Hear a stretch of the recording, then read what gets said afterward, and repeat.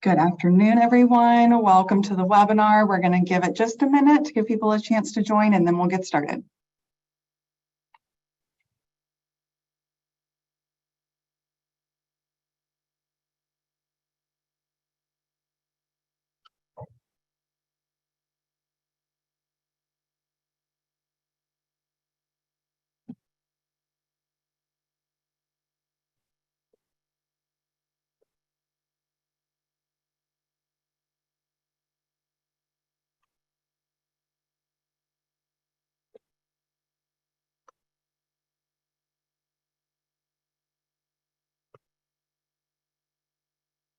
All right. Good afternoon, everyone, and welcome to the latest installment of our Homeroom with Education Leaders webinar series. Today's conversation will be focused on navigating education policy in 2023 and beyond. My name is Lucy Barrier-Matheson. I am the Deputy Director of our K-12 team here at the Hunt Institute. And for those of you unfamiliar with the Hunt Institute and what we do, we were founded by four-term North Carolina Governor Jim Hunt, and we serve as a resource for policymakers on education issues across the education spectrum through in-person and virtual convenings, research, and other forms of technical assistance. Before we get today's conversation started, I want to provide just a brief logistical overview of how this will go. We'll start our discussion with about 30 minutes of moderated discussion with our panelists, and then we will pivot to audience Q&A. If you have any questions throughout the discussion, please feel free to submit them through the Q&A feature on the bottom of your screen. We'll do our best to address them during the discussion because we will have too many people to unmute and to let everyone ask their question individually. We do ask that you submit that through that Q&A feature, and then we will go through those and ask them as they come in. Additionally, this conversation is being recorded, and it will be posted on our YouTube channel in the next couple of days. And we also encourage you to join us on Twitter, where you can participate in this conversation using the hashtag #EdHomeroom. And now getting into today's conversation, we are so appreciative to the panelists who are joining us today. 2022 was an exciting year for K-12 education with many important conversations around NAEP scores, ESSER spending, battles over curriculum and content, and ongoing pleas for increased parent engagement. In light of this new year, with newly elected and appointed state policymakers and education leaders, as well as the ongoing work to identify and recover from the impacts of the COVID-19 pandemic, today's conversation will discuss what we anticipate for K-12 education in 2023 and beyond. Our panel of experts will discuss what topics and issues we expect to continue from 2022 and what new challenges and opportunities may be on the horizon. And on that note, I am pleased to introduce our speakers for today. We have Dr. Marguerite Rosa, who is Director of the Economics Lab at Georgetown University, Catherine Truitt, who is North Carolina's Superintendent of Public Instruction, and Carrie Rodriguez, who is the co-founder and founding president of the National Parents Union. Thank all three of you for joining us, and with that, we will jump right into our first questions. Dr. Rosa, the September 2024 ESSER spending deadline is quickly approaching. While states and districts have increased the rate of their ESSER spending, there continues to be questions and concerns around if and how this spending is being spent. Since states and districts seem to have narrowed down how they're spending the money, what do you anticipate seeing over the coming months around this topic? And I think you have some slides to share with us, so I will also let you share your screen.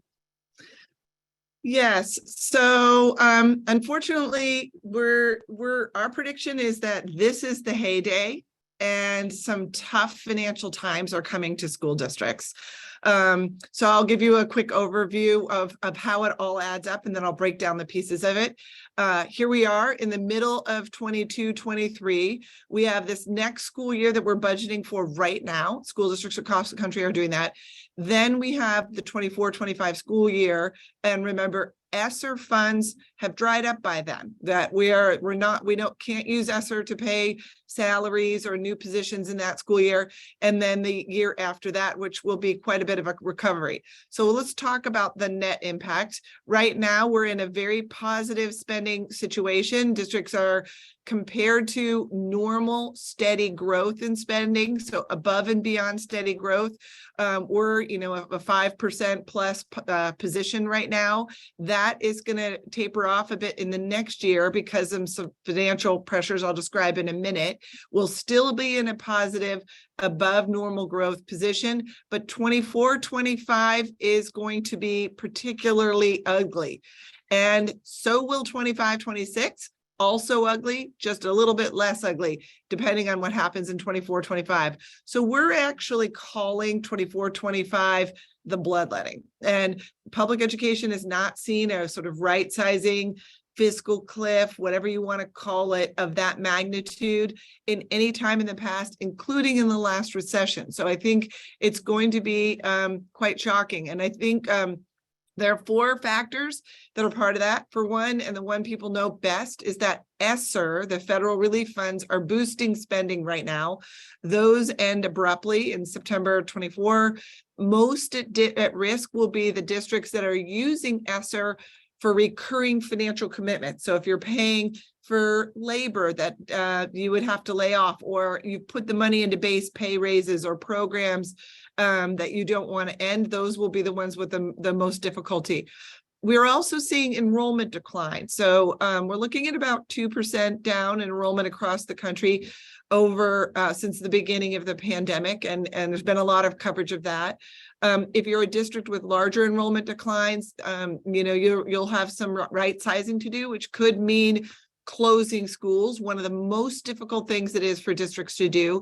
We're worried especially about urban districts or districts that were in remote mode longer, because that's where we've seen more kids leave, and districts in northern states. There's some migration kind of more to the south, and you can look at which states are losing students and which are gaining students.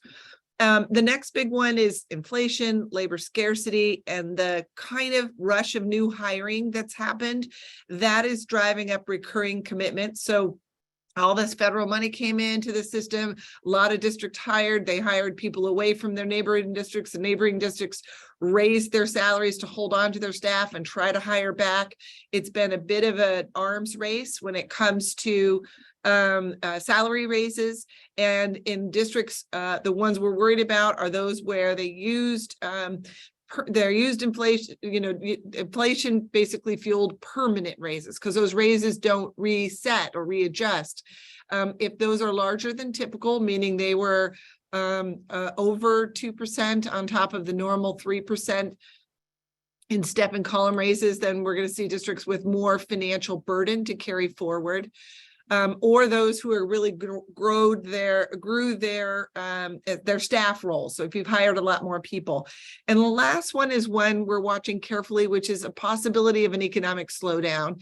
And that would affect the growth in state revenues. So it means that states who might want to hold their districts harmless or step in and offset the ESSER fund drop won't be able to if they're seeing smaller growth in state revenues. For the most at risk, again, districts that are more dependent on state revenues, or states that tend to be more affected by economic slowdowns. And you can see these 4 factors. There's ESSER. It's a positive financial shock right now. Ends. The enrollment declines are sort of a steady drag on the system. And part of that is that lower birth rates are going to continue. Inflationary raises and commitments, they tend to outlast inflation. And so it's hard for districts to shrink their staff. So we're looking at that as a negative effect for the 2 or 3 years. The state surpluses we've been in are likely going to turn tighter for the next few years. They might still have some positive growth, but not the growth we're used to seeing. We're used to seeing 5 or 6% growth in state revenues. I think that will be a stretch.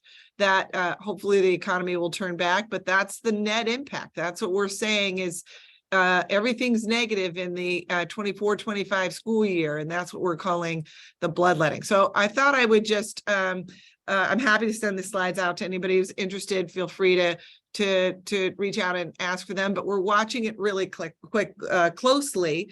And the financial pressure is one that districts are going to start talking about this spring. Most of them need to do a multi-year budget. They're going to be looking ahead to next year and the year after, saying, wait a minute, we're not going to be able to afford everything we had hoped for.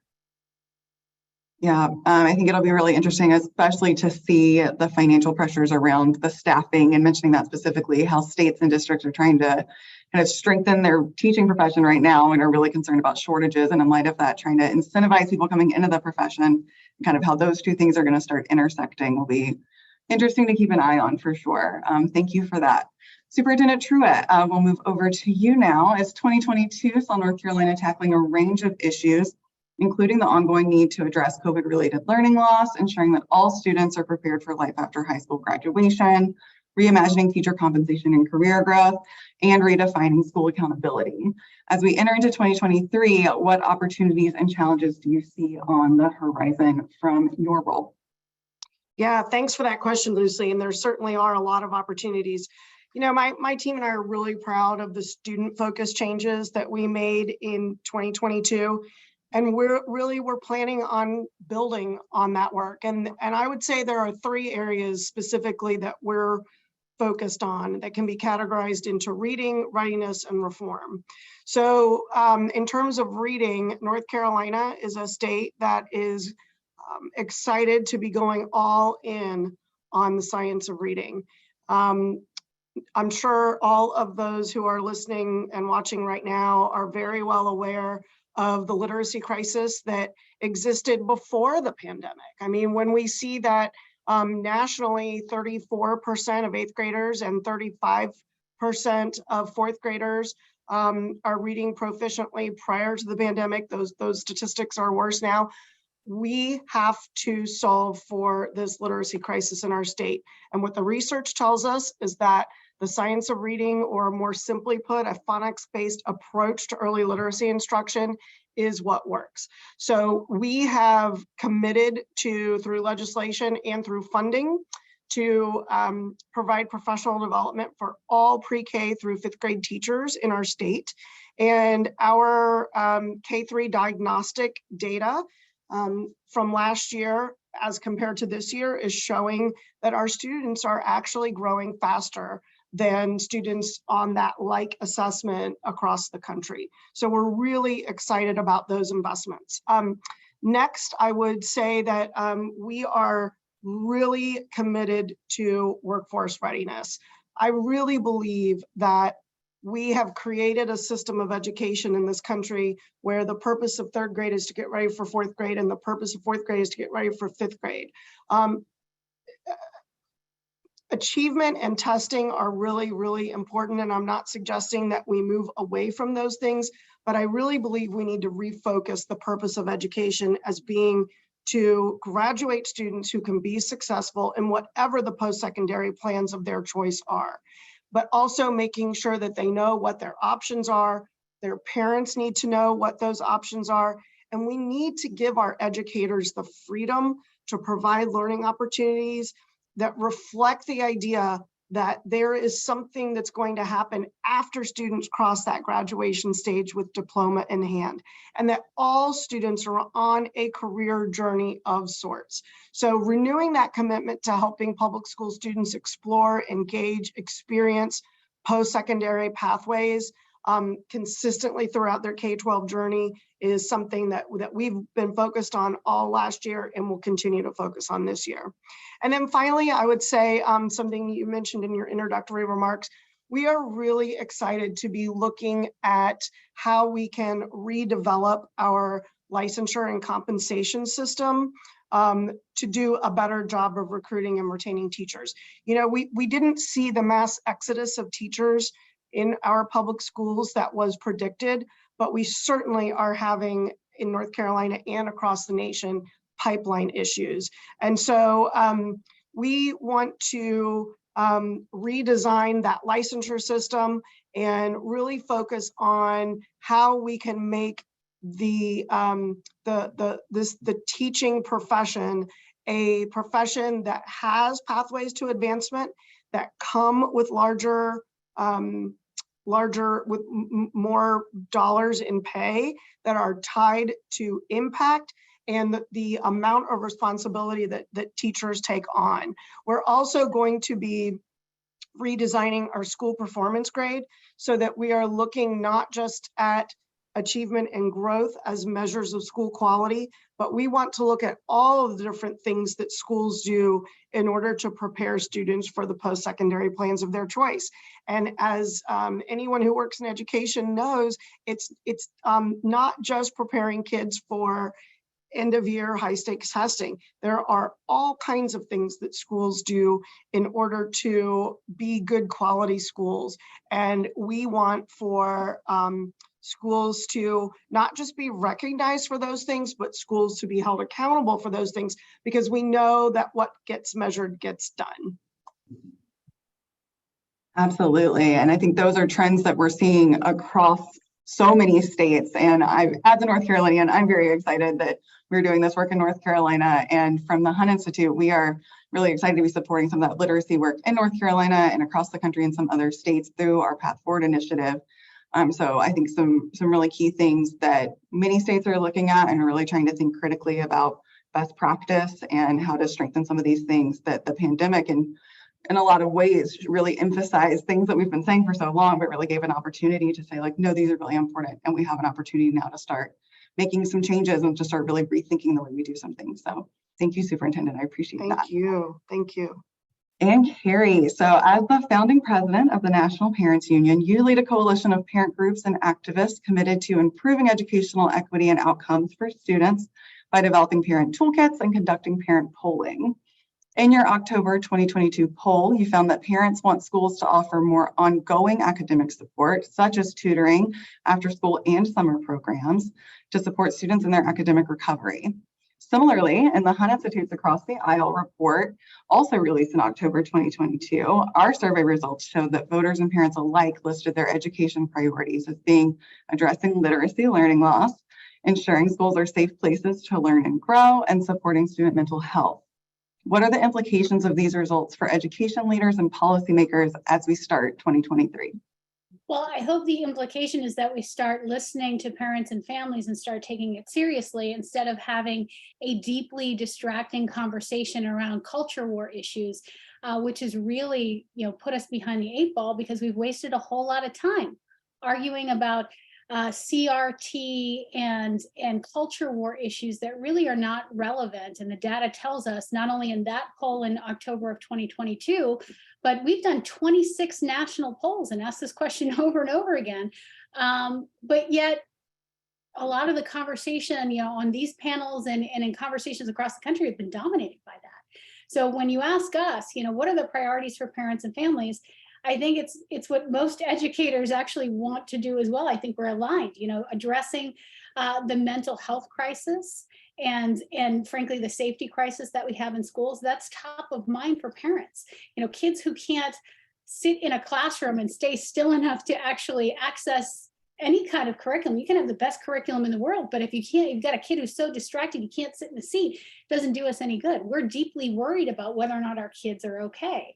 And we want to see that same concern reflected in our school district budgets by making significant investments and making sure our kids are okay so that they do have open minds and open hearts and can actually access this education.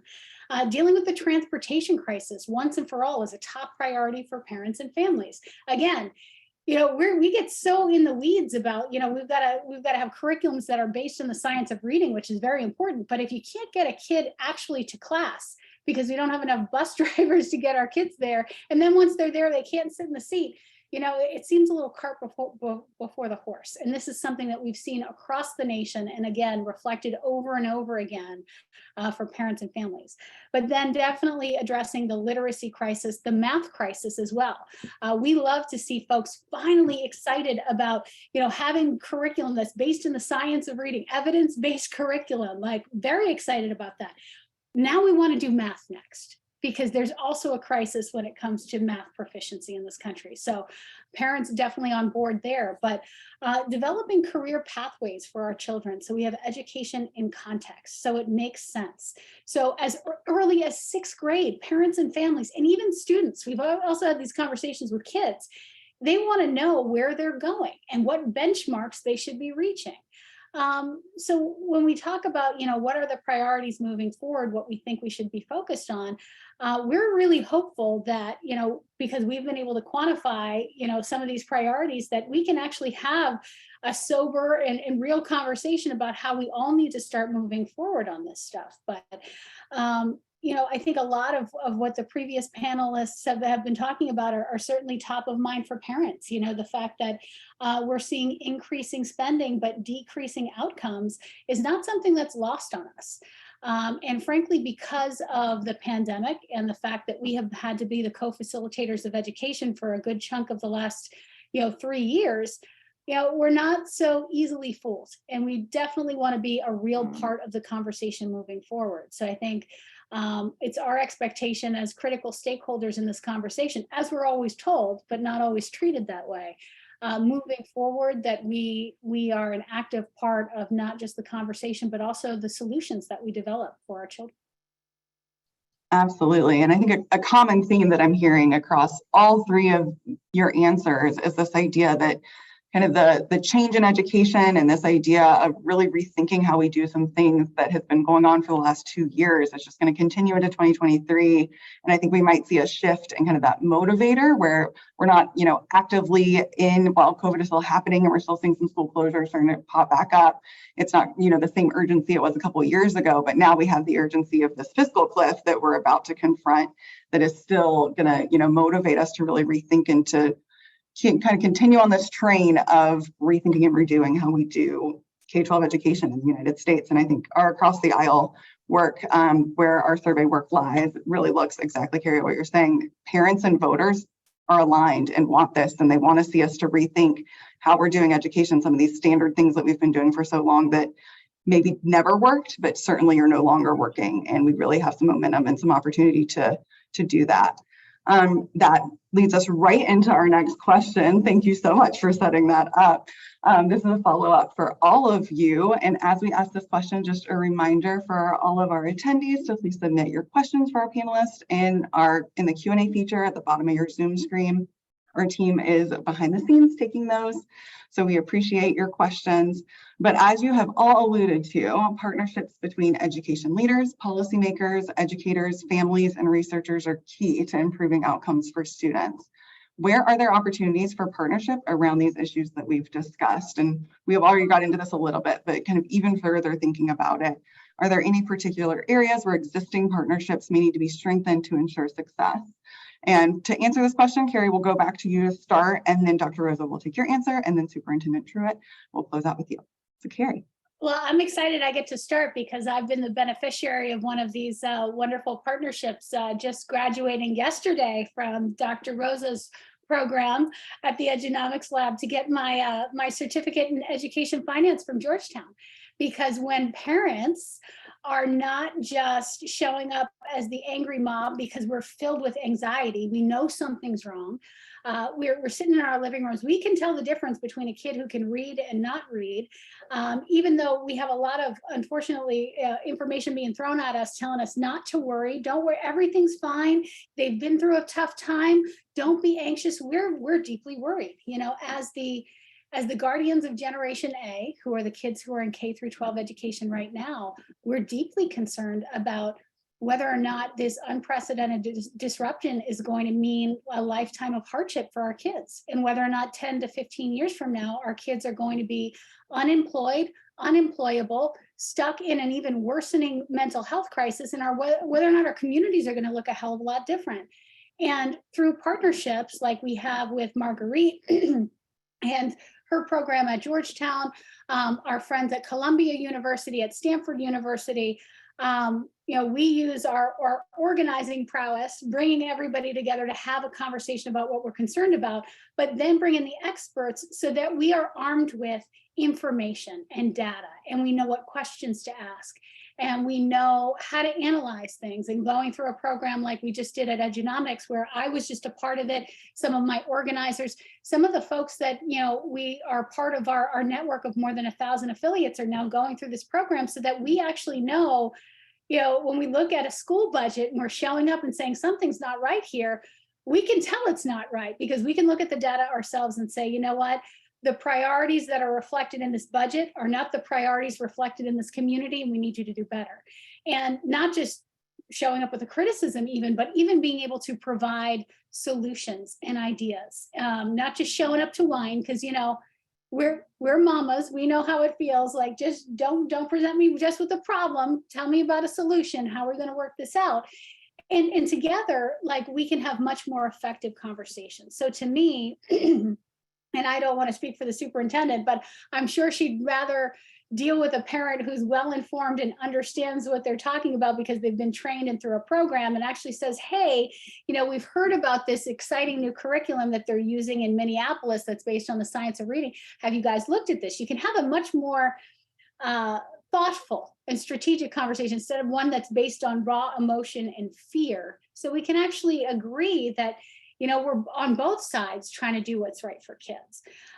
So it's encouraging, you know, the fact that, you know, folks like Dr. Rosa see the value in investing time and training and these resources in us, because she knows that we can be very effective messengers in making change and creating space so the right thing can be done.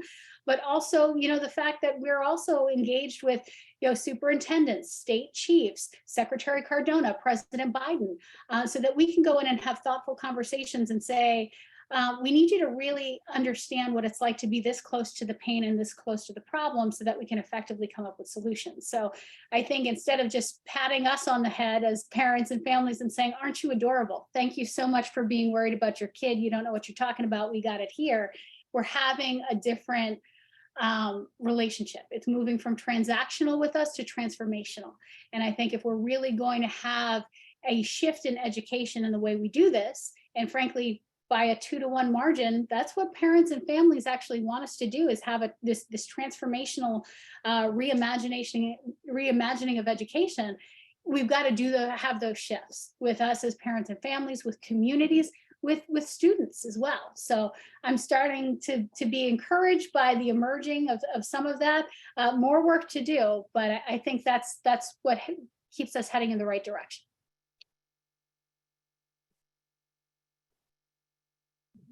Well, I'll just pile on that and say a couple things. First and foremost, we have about 1.5 years left to spend the rest of the ESSER funds. The ESSER funds are being spent right now. There's not new money coming there. It's money that is flowing into schools right now.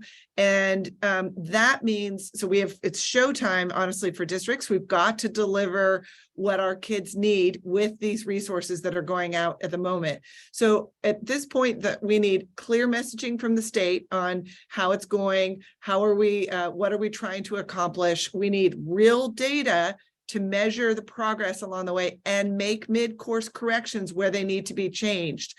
And we need districts to focus on that data. So if we hired a fleet of counselors and yet our attendance is not coming back up, then right now that investment isn't working, at least on attendance. So we need to steer these investments very clearly to what we're hoping to get from them. It also means we need to let all of our schools and teachers know, if you have kids are behind, raise your hand, because those kids deserve the services right now that they need to get back on track. It's not coming next year or the year after, it's right now. So get the kids into the tutoring or the summer programs or the additional supports, or coordinated with the social worker right now. And that message also needs to go to parents. So many parents are not aware of whether their kids are even behind academically. They need that message, an accurate message. And if you are a parent with a kid who's behind, you need to go in and ask your teacher. And if you don't get an answer, go ask your principal, what services exist right now to get my kid back up on track, on grade level. Otherwise, it's a lifetime of impact for this group of kids. So that's number one on COVID. And I think there's a lot of measurement still to do. We need the data. We need to make it more public. I think, no people are tired, but there's no time like right now for that to be showtime. The next thing I think what we need to do is help the system prepare for these financial shocks that are coming. So if you're a state, there's a responsibility there. it means that you need to make sure your district leaders, most of you have never had any experience with budget cutting. Most of them have not, right? They've been in position for 10 years or so. It's been a period of pretty steady growth. They're going to go into a period of budget cutting, and they need to learn how to talk about it. They need to learn how to forecast it. They need to share that information with their principals and their communities. States can track which districts are already depleted through their reserves and are in trouble. And we say states need to come in with three sort of levels of intervention. One is monitoring to make sure who's in trouble. The next is support, and then you come in with something more drastic on that. About half of the states have policies on that, the other half don't. But states can also play a role in making sure all of their leaders in districts, on school boards, and financial teams have had the training they need to handle the dramatic financial shocks that are coming their way. Carrie mentioned our certificate program is very much designed for that. We have them for school board members and other groups that we're doing a big push this spring, because we know these skills need to be in every single district in order for them to manage the months that are coming. And if they don't, it's kids who are going to feel the impact. If you get to the point where you haven't planned ahead for either right sizing or adjusting your systems, you're going to be in the middle of a school year cutting off days of the calendar, because that's a way you can immediately save money. And that would be a really bad thing if that were to happen. Or wholesale across the board seniority-based layoffs, where all the teachers in one of our schools that are newly hired, all those kids lose all their teachers. So we just can't have that. So we need these systems to get ready to embrace it and have the conversations now. Right now is budgeting season. So districts are having 3-hour budget workshops. This is where those conversations should be happening. And if they're not, it means that the system isn't ready for the shocks that are coming.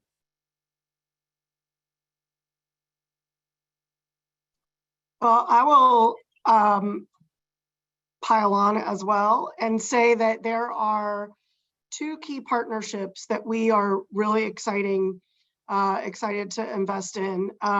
One of them is with our public and private institutes of higher education. We've really made a concerted effort at the department to be as data-driven as we can with our local superintendents. We produced, I believe, the first of its kind post-pandemic learning loss report that gave not just a sample of learning loss in our state, but student level data to all of our superintendents. So in that vein, we are excited to continue to do this. And so in October, we partnered with something called the North Carolina Collaboratory, which is a policy research center at the University of North Carolina, Chapel Hill, to lead a joint $6 million effort to spur research on the impact of COVID-19 on student learning.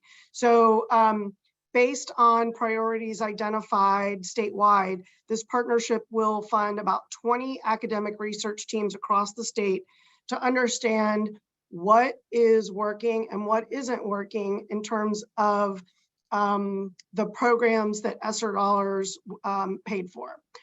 So we've gotten proposals from all over. We have something like close to 50 academic institutions across our state. So this is going to be instrumental for policymakers as we continue trying to address the most pressing challenges coming out of the pandemic. The other partnership that I'm so excited about is that about a year ago, I announced that I would form a parent advisory council. I have a student advisory council, I have a principal advisory council, a teacher advisory council. I need to have a parent advisory council. And so we have 8 education regions in our state. We brought in 6 parents from each of those education regions. As I'm sure you can imagine, each of those regions have different needs, different challenges. So it was important to make this, this parent advisory council geographically diverse. But you know what? It's also diverse in the kinds of parents that we have, because we want public schools to be the best they can be and to be the #1 choice for our students and their parents across the state. But that's not always the case. And as we know, enrollment declines in public schools are continuing. And so there are at least 2 people from each of these regions who are representing non-traditional public choice in our state. So I want to know, for parents who have chosen to homeschool and not go back to their public schools, why is that? What could we be doing better or differently to bring you back to public schools? And the same for parents who have their kids in private schools. We want to help our local leaders ensure that their neighborhood public schools are the best that they can be for students in that area. So we want to give parents a seat at the table. We want to, it's funny that Carrie talked about, be armed with information, not just passion. And our first meeting was very passionate. I mean, we let parents have the microphone and, they told us what they wanted us to hear. And they didn't hold back. And so what we did was we after that meeting, we created a series of webinars on all different kinds of topics that they said they needed to know more about. And those webinars will all be complete before our next meeting. But we want to empower parents to offer ideas, help inform decisions, ask questions that are going to shape the future and well-being of our students. Because we know the data shows that parents, students who have parents who are involved in their child's education are more likely to achieve academic success.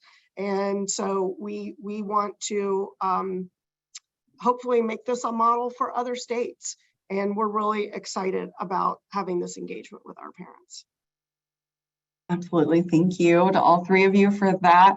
As a Carolina alum, I always love hearing those shout outs. And so love hearing about that Tar Heel collaboration across our state. I think that it is super important and something that is in some ways unique to North Carolina. So that is very exciting. And I think the other thing that is really interesting that we've really seen over the last couple of years that is clearly going to continue is this idea that parents and all stakeholders all need to be in the same room having these conversations. I think for so long, education has been, kids go to school and they learn and then they come home and they do homework, but then otherwise, like home is home and school is school.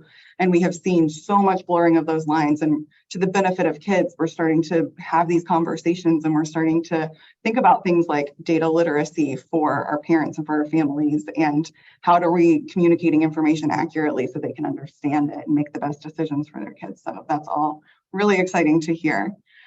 So we will now tackle some of the questions from our audience. And Dr. Rosa, the first one is for you. You spoke about the upcoming fiscal cliff that will be impacting education in the coming years.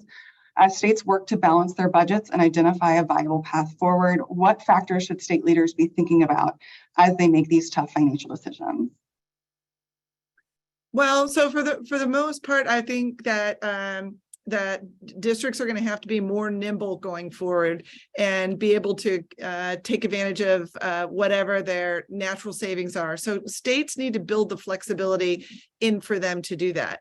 So if there are state policies that create sort of one size fits all class sizes, or every school needs a fill in the blank, whether it's a librarian or a counselor or things like that, schools are going to need some wiggle room to be able to right size, and the flexibility that they can means that they will be able to take advantage of some attrition in order to do that. So I would say that I think districts also need some cover from their states. So different states will have the opportunity to potentially add more money into the equation than others.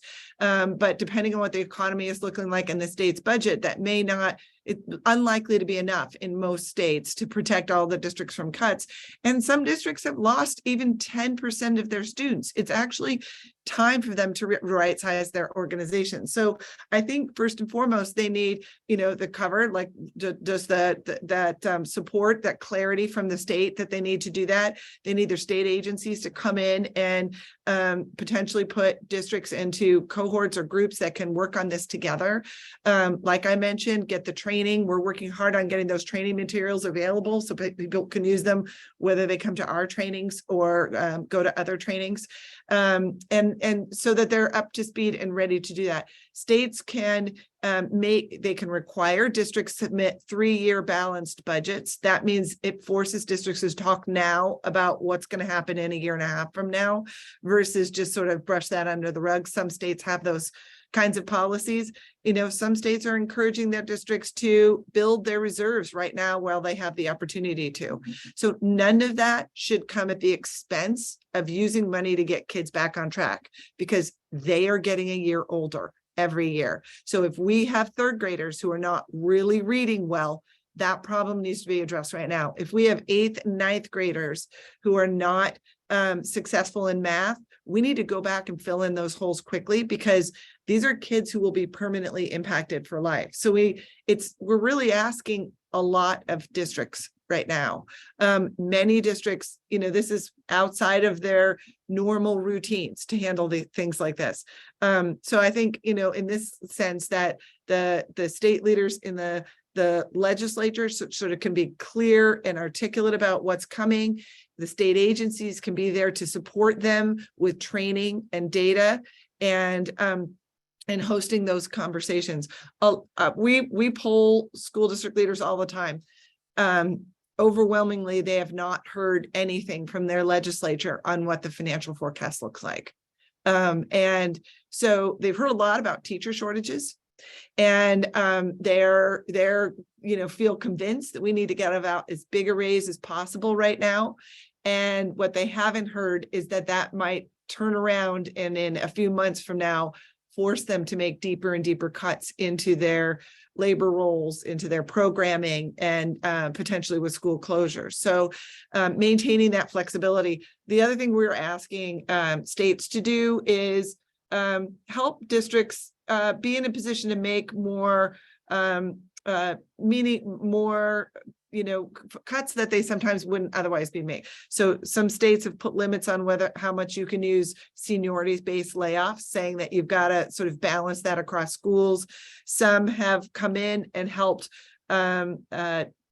with benefits, in the sense of offering a benefits plan that is a lower cost than one of the ones that many of the districts are buying, so that can lower their cost structure. And then, like I said, providing support. So that's what I would suggest right now. Perfect. Thank you for that. So our next question, Carrie and Superintendent Troy, would love to hear from both of you on this one. And back to this idea of information sharing and collaboration. What have you found to be the most effective ways of gathering input and building consensus among stakeholders, particularly around these politicized education policy topics like mental health and school safety? And what has not worked, if anything?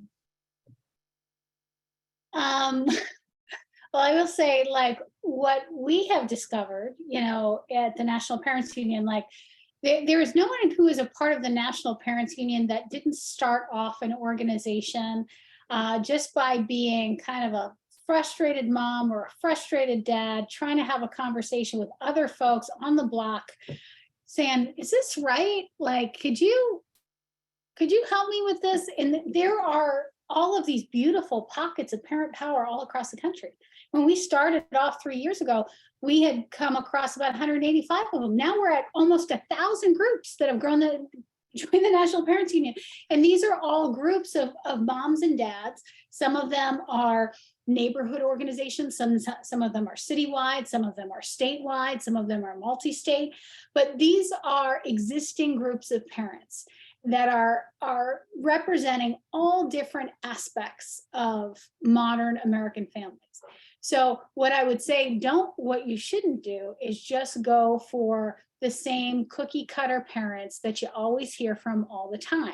Who's not at the table? And frankly, so who is at the table and who's always in your office causing a fuss, asking questions, saying that there's a problem. Maybe they're putting together a petition. Maybe they're arguing with you a little bit. These are people who care deeply about their kids or their community, or they're bringing an issue because they want you to do better.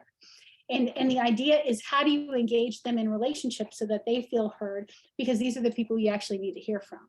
So what I would do is, instead of coming into a community and trying to create that, take a look at what's already there. Because a lot of the time it's already there, and you've got to learn the community and the flavor, and who are the leaders and who are the folks that people listen to. Because in most places, there's already an existing group. They're on Facebook.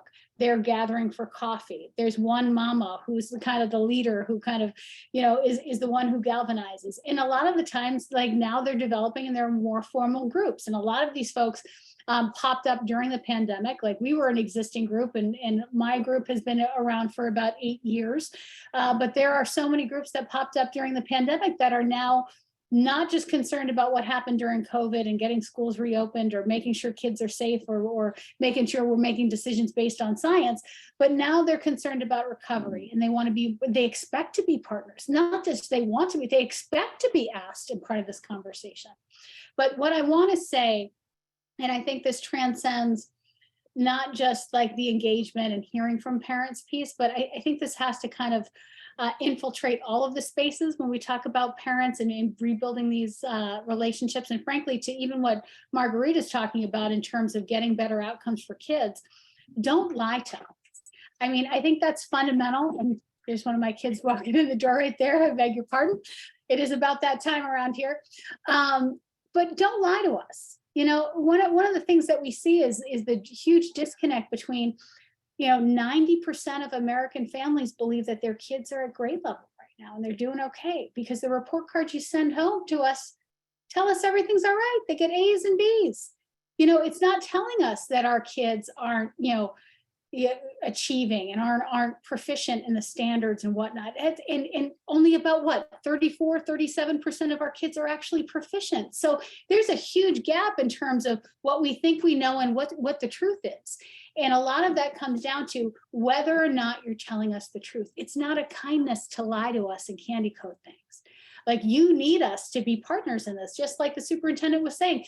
If you really believe fundamentally that parents have to be partners in this work, I don't want to be partners with somebody who's not honest with me and not telling me what's going on. It's not a kindness that I find out when my kid has been handed that diploma at the end of 12 years of education, and it doesn't mean anything because they've got to take 2 years of remedial courses before they have to take a college level course, because I got to pay for that. And I've been lying to my kid for 12 years saying, if you do the right things and you get A's and B's on your report card, you're going to be ready to go. They're not ready to go. So instead of doing that, we got to do something different. We got to be honest. We got to say the thing, even if it's hard, so that we can aggressively address these things. And we can start getting after these challenges instead of thinking like it's kinder not to make people worry because we just want people to be filled with joy. It's not a joyful existence when you graduate and you can't read and you can't get a job and you can't take care of your family. And as a parent, like, I'm not here just until the kid walks across the graduation stage. Like, I want that kid who's trying to go to the Boys and Girls Club right now, I want him to be happy when he's 30, 40 years old, And so I think if we're all honest with each other, we're going to have a better relationship, but we're also going to get better outcomes and results. And that's what we need for our kids, especially in this moment of challenge.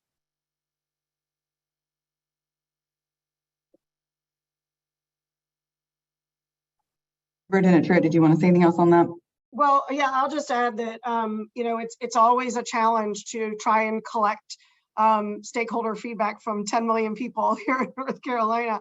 Well, one of the ways that one of the things that we've tried recently that was very successful that we plan to do again is when we went to collect stakeholder feedback around our school performance grade redesign, which again is this effort to how do we have an externally facing document, usually on a school's website, that tells a parent or a community what that school's letter grade is.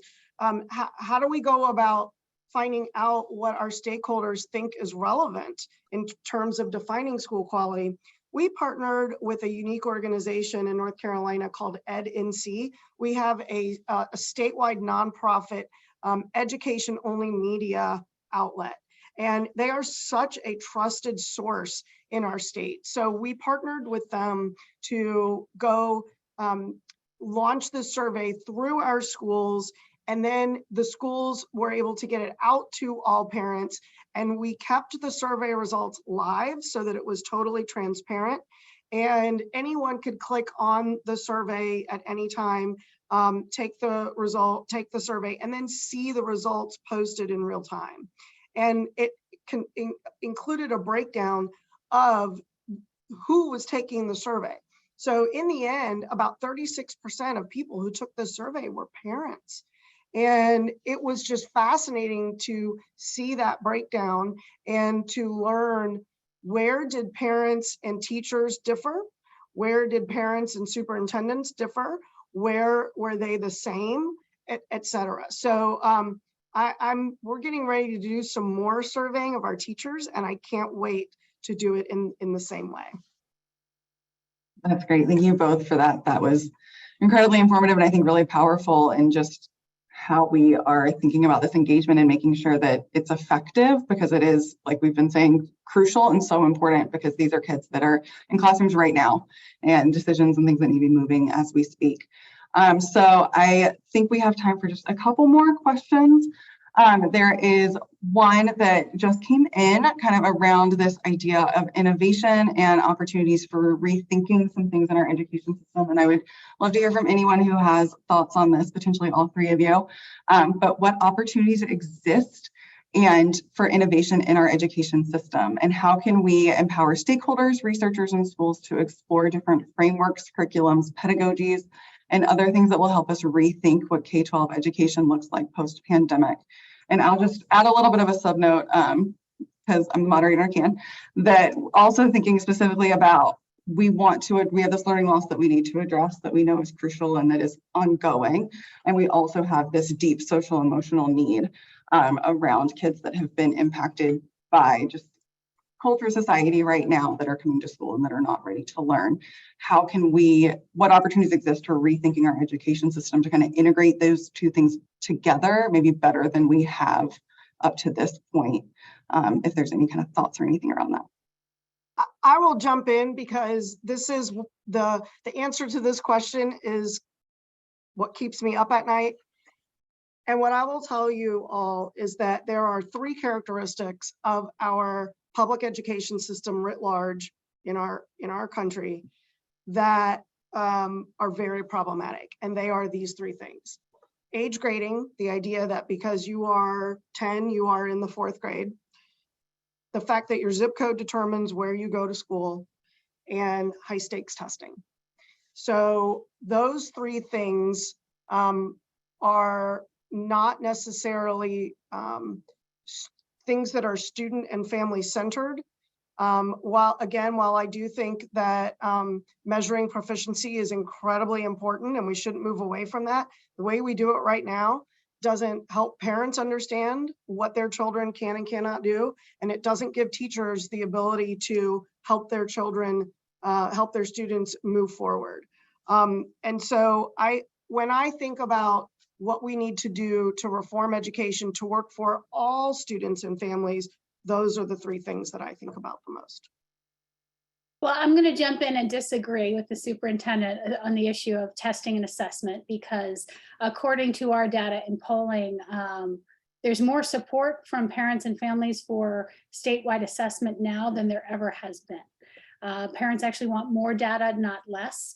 And frankly, if we want to address the high stakes issue, I'm with you on that. I'm deeply concerned about the culture that we have created in classrooms around testing. If I told my child that every time I took them to the pediatrician that, oh my God, they're going to take your temperature and the thermometer, it could hurt you. Oh my, of course they're going to have anxiety around it and be freaked out about, oh my God, this diagnostic assessment could hurt me and I should be stressed and I'm going to die if I have a fever. It's a tool that we need in order to make an intervention to determine if you're sick, if you're not sick, if you need medicine, if you don't. We need that information now more than ever. And the data tells us that parents and families actually want to make sure that that is something that is healthy and strong. If we want to do it more comprehensively, we can have a conversation about whether or not we're using a thermometer with mercury or we need one of those newfangled temporal ones. We can go there. But you'll take that data from my cold dead hands. I need that information. And I'm not saying we need to give parents more data, not less. I'm saying that high stakes one and done testing is not a 100% accurate barometer. The other thing I would say is also, like, again, if we truly want to have changes in terms of engagement and the relationships we have with parents and families, we need to start doing that differently. I will say that, you know, this is a transformational moment in education. Again, I'm going to say 2-to-1 margin in our polling that says that parents want to reimagine education. And that means, you know, having pathways for kids as early as 6th grade, education and context, knowing why we're doing this and what pathway a child's on.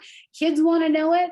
You know, parents want to know where our kids are going and how we're going to get there. I think that's incredibly important, but also acknowledging that we've also got to change how we look at parent engagement and the fact that, you know, we have expectations that, you know, parents and families who often are the former students a generation ago who were deeply underserved and in some ways traumatized by their own educational experience are now going to show up, you know, full of rainbows and butterflies and ready to engage and be friends again without any acknowledgement or restorative justice, while we're off working 2 jobs because we were underserved as kids and really didn't get the foundation of what we needed to successfully launch. So I think we got to start looking at that and understanding, you know, that piece of it in context before we continue to indict parents for failing to show up and engage with us in the way that we want them to. I would just add, you know, we're going to get more innovation if we invite more people in to participate in the solutions going forward. And so, you know, when it comes to finance, there may be a limited amount of money, and we need a lot of good ideas about how to make the most of it. And that means we've got to really bring in principals on these conversations. So districts need to be sharing their forecasts with principals, sharing their options with principals, inviting the principals to weigh back in with those, and then deputizing the principals to go out and talk to their staff and their parents. So in one school, a really great solution might be a summer school program, and in the next one down the street, they might say, that's not going to work in our community, but here's another idea. And I think we need to listen to that information. Most of schooling is human behavior activity, right? It's mostly labor. And if we can get all the humans to participate in our larger goals of whether it's getting kids back on track in math and reading, or getting students engaged again or learning, and we can invite parents to participate in that, and principals and teachers to come up with solutions, then we get this everybody roll up our sleeves, figure it out kind of strategy. And from that, we will see innovation. Absolutely. I think that's a great note to end on. I think what I'm hearing from this conversation today is, while we definitely have some things to look forward to and plan for and try to mitigate impact as much as possible, there have been a lot of really exciting shifts to kind of how we do the work of education over the last couple of years that will continue, and that will hopefully make our system stronger and our schools and the classroom stronger, and ultimately just make a better experience for kids and outcomes for, you know, those students in our classrooms every day that are just trying to get an education. So thank all 3 of you for being here. This has been a really great conversation. I'm in this work every day and I learned so much, and so I really appreciate you taking the time. We appreciate the full audience for being here with us today. Thank you for taking the time to be with us. We do have more webinars coming up, both the Hunt Institute as a whole and the Homeroom series. Our next one is Thursday, February 9th, where we'll be talking about work-based learning opportunities. And then once a month continuing, we will continue to share these conversations with you. So we hope to see you then. If you have any questions or anything, so feel free to reach out to us. But otherwise, we will see you in February. Have a great rest of your day.